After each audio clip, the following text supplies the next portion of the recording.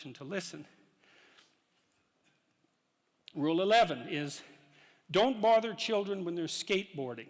And that's a meditation on the difference between weakness and goodness.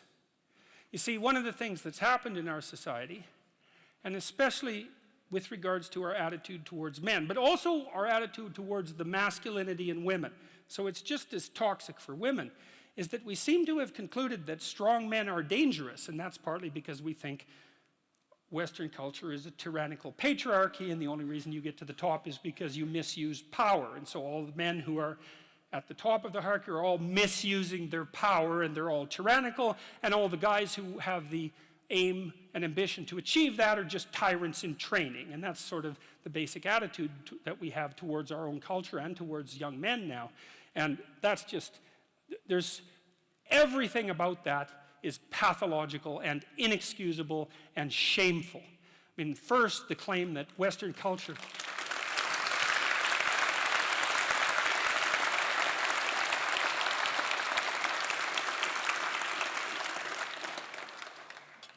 the idea that Western culture is primarily a patriarchal tyranny is like, well, first of all, it's historically ignorant beyond belief. Because what do you, compared to what exactly? Like, how many civilized countries are there in the world? You know, 3 dozen? The rest of them are run by brutal thugs. Right? And it isn't just thugs at the top, man, because that isn't how it works. In a country that's corrupt, the corruption is spread through the entire country. So, and we're not like that, and that's that. I mean, Western culture is fundamentally honest, and I can give you an example of that, because people don't like that idea. eBay proved that.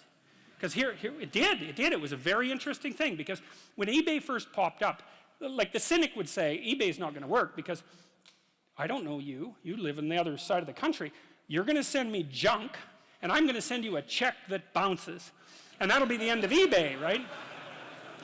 Right, that's what a cynic would say.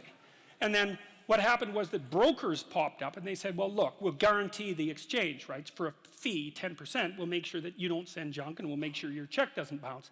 And what happened was the brokers couldn't find enough business. And the reason for that was all the transactions were honest. All of them. You know, it's like if you are on eBay and you have a reputation of less than 99%, there's actually something wrong with you.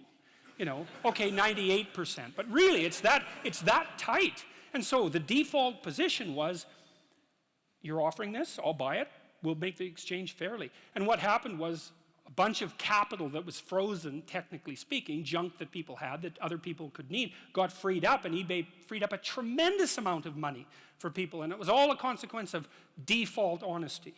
And we also know that one of the best predictors of success in Western world is conscientiousness. And conscientious people are honest and have integrity and are dutiful and do what they say they'll do. And that's a really good predictor of long-term life success, especially as a manager and administrator, something like that.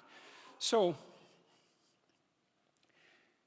chapter 11 is a discussion about the assault on the positive masculine. And I read it partly as a continuation of what Nietzsche announced back in the late 1800s as the death of God, right? Because in Western culture, God was a masculine figure, and the idea that the divine masculine had been decimated, which was basically Nietzsche's pronouncement, has filtered all the way down to masculinity itself. And I think that's an absolutely appalling outcome. It's something that could only be desired by someone who is a true enemy of humanity. And so partly chapter 11 is a call to encouragement. It's like, you want, and I've been telling young men in particular, but young women as well, though they don't seem to be quite as in need of the message, to adopt responsibility for their life, to tell the truth, and to understand that their failure to participate fully in being leaves a hole that's precisely the size of their soul in the cultural landscape.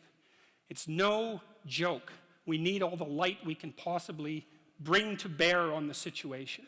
And I firmly believe that, and I believe that for all sorts of reasons, and I think they're very deep reasons.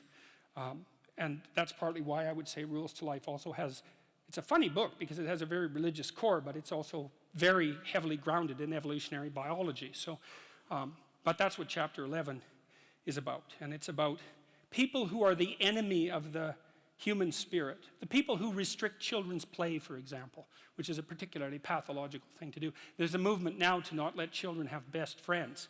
It's like, really? What the hell, man? That's so... There are so many things wrong with that idea that would take another lecture just to scrape the surface. But mostly it's just... Well, I wouldn't even start on that.